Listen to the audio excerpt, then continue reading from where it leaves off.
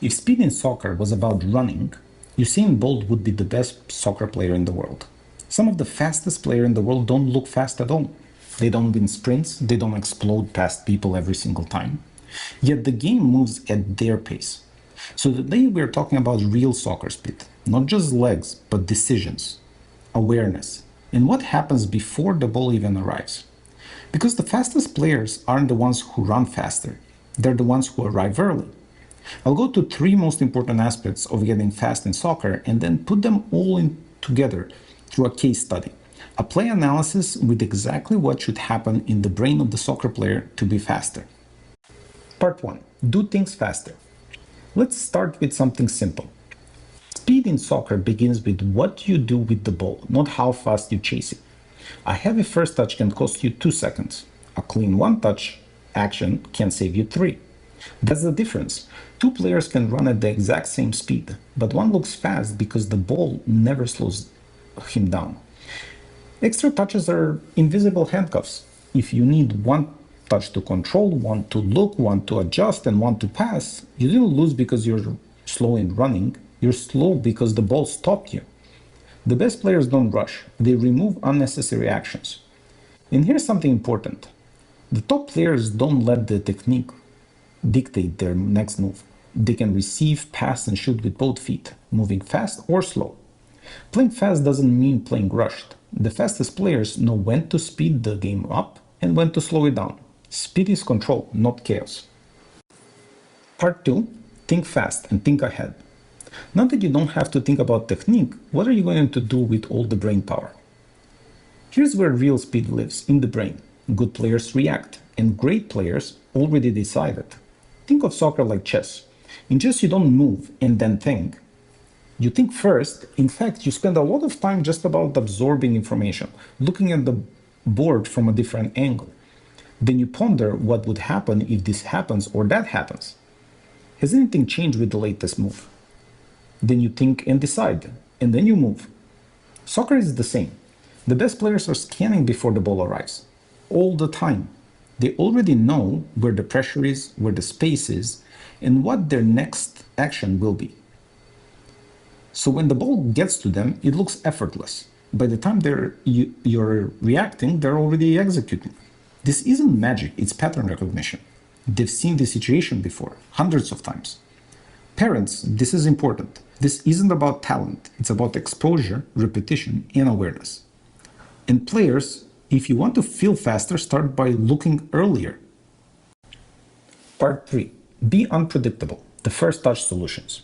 Now let's talk about something defenders truly hate. Uncertainty. Defenders don't fear speed. They fear not knowing. Never forget the fact that all warfare is based on deception. Your first touch is a question you ask the defender. Is it inside, outside, forward, back foot, let it run? Predictable players are easy to defend, no matter how fast they run. Unpredictable players feel fast even when they're walking. Same pass, same situation, different solution. That's real speed. And this doesn't mean tricks, it means options. The best players can do 3 different things from the same touch, and the defender can never guess right twice in a row. So let's put these pieces together into a puzzle. Let's go through 4 steps of the same play within a few seconds of game to see how much one player must think ahead. To keep it interesting, let's say that it's a bit of an open play with the ball to the holding midfielder. Our hero here is the attacking midfielder, number 10. We will go through the information he gets through scanning the field and how his thinking and actions evolve throughout the play. Scene 1. Holding midfielder has the ball. Here are the options with the probability of success and value, meaning how much that move improves getting to the final objective, which is scoring a goal. Option 1, pass to the left back. It's very safe, maybe 9 out of 10, but not very valuable, except for keeping possession at the same distance or even a little bit to the side, so 1 out of 10. Total score, 10. Option 2, over the top to the striker. Chances of completion here is very low, maybe 1 out of 10. But a successful pass is like 8 out of 10 because the striker will be in a goal scoring position right away. Just playing 1-on-1, maybe 1v2. So total score, 9. Option 3 to the left winger. A little bit less risky and is a progressive pass, but the winger needs to come back to pick it up with a player on their back. The safety of this pass is 6 out of 10 because it is a clear pass, but it is a little bit difficult, as it is a longer pass and it requires good execution by the passer and the receiver. The value is 6 out of 10 because it still breaks the lines of midfield and attack, and even though the momentum of the winger is in the opposite of what we want. So total score maybe 12. Option 4, switch to the other side. Use the 8 to switch to the other side, and it's relatively safe, around 5 out of 10, since it's a short pass, but it's in the middle of the field, so very crowded space. However, there is no progression of the ball forward. It's just a small pass that gives time to the opponent to position themselves better for defending. So let's say 4 out of 10 in terms of value. Total score 9. The final option is to pass to the 10 in the free space. The 10 identifies the free space that they can come into for picking up the ball. But for that to happen, it keeps looking for cues if the 6 can see them. To signal his availability, the 10 faces that free space, starts a slow run towards it, and points down in that free space area. While doing this, he checks his shoulder to see if the defender that marks him actually follows him. If he doesn't, then he knows that he can receive the ball easily with a half turn and face forward with the first touch. That would be a safe 7 out of 10 safe pass with a 7 out of 10 value, as it's a progressive pass in the middle of the field with the right momentum of facing forward, so total score of 14. The player can use the striker and the 2 wingers and attack forward immediately. Unfortunately, the marker is tracking the 10, and our player sees that, so he knows that it's unlikely to get the ball. Why? Because the safety of that pass is now 4 out of 10.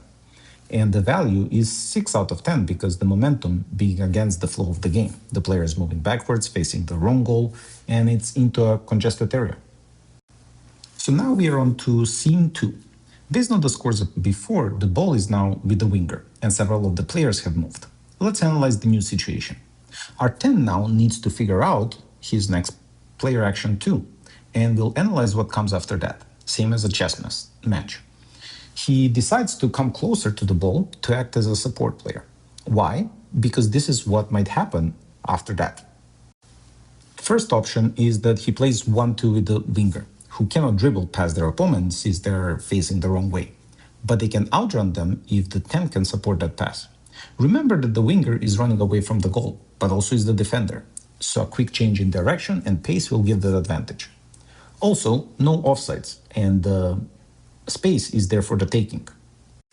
Option 2, he plays a one-touch ball into the free space for the striker. The space was made free by the winger receiving the ball. Now the 10 will play the role of the third man and supporting that pass. The important part is to see that if the striker is already making the run, then we can play that pass. Option 3, the 10 receives the ball and then a moment later plays it to the fullback that is making that overlapping run. The first touch is used to hold the ball and get into safety, away from the defender tracking.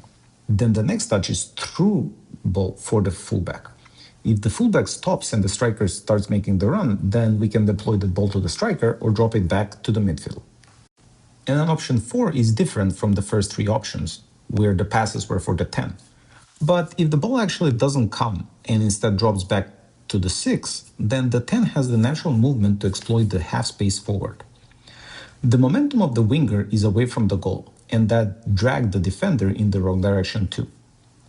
The added benefit is that the 10 created the space with this movement. The middle of the field is now empty for the 6 to pass to that space, either for the striker to receive the ball or for the 8 to come into that space. But let's say that the 10 actually received that through ball in this case, in the half space. Now we are on to scene 3, and this is a very interesting situation. This becomes a 2v3 situation, but with the advantage in the momentum. The 10 receives the ball in the half space and is ahead of the 6, but still tracked by them and the fullback. The 10 draws the central defender that was marking the striker before, while the other central defender shifts as a primary marker for that striker. So option 1 is that if the 10 can thread the ball to the striker right away, that might be an opportunity for a quick shot or a play 1v1 in the penalty box. This is a textbook chance creation, where the attack is just a little bit quicker than the defense. And option 2 is only there if option 1 is unavailable. If option 1 is unlikely, the 10 simply has to continue the momentum going forward because there are two players on their back. In this situation, the number of options is really actually limited. The 10 can try to take a shot or dribble against the central defender. However, let's say that instead of going straight at them, with a feint, the 10 exploits the space to the left of the goal. That leads to the last step. So scene 4 is the last scene in the movie, the grand finale. The number 10 has the opportunity to shoot on goal, but it's at an angle, and let's say that they're right-footed and this is on the weaker foot, as well defended by the central defender. So what other options do they have? If option 1 was taking a shot, option 2 is finding the striker. The striker made a good run once they saw that they're not getting the ball. They drifted towards the second post so that their central defender has to stay wider. The ball from the 10 can go to the second post, usually curving away from the defender, or it can be a high ball for a header. Or, if there's a signal by the striker, it can be back in the middle where the striker changes direction again to get to the ball first. If the two players know each other well, this decision would be communicated non-verbally, only with body movements and eye coordination. Option 3 is that the 10 must remember that the central area that he left is now empty, and that's the sweet spot for attackers, unmarked by defenders in the middle of the field. The question is which teammate has made a run towards it. The 10 dragged 3 defenders on themselves because they're the most dangerous position.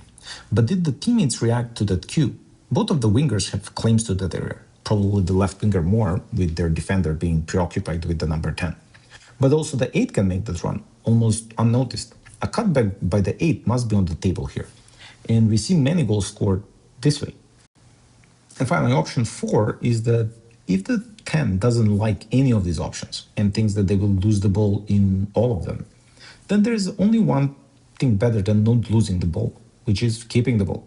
They can exploit the free space just to relieve some pressure on themselves and recycle the ball again.